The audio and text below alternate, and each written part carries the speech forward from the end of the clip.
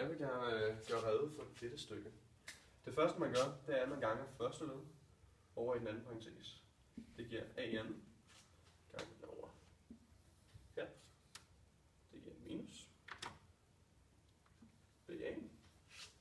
Eller du kan kalde den AB, det er hvad man har lyst til. Så ganger jeg anden led over i parentesen. Det giver plus BA. Og giver minus BN. Og den hurtige og den skarpe har allerede regnet ud, at de her de går ud med hinanden.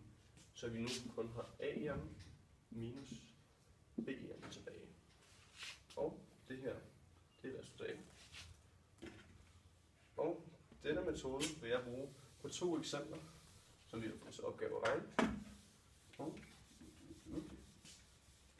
det er 2x. Er det plus eller minus? Det er plus.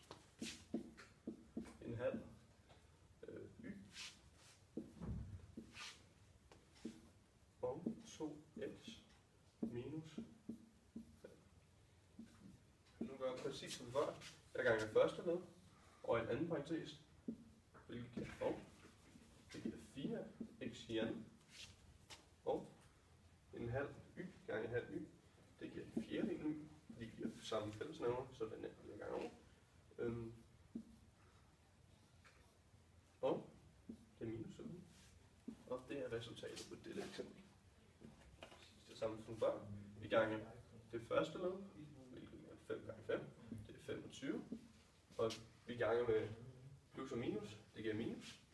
Så vi siger b gange b, det giver b i anden. Og 3 gange 3, det giver 9. Det er vores resultat.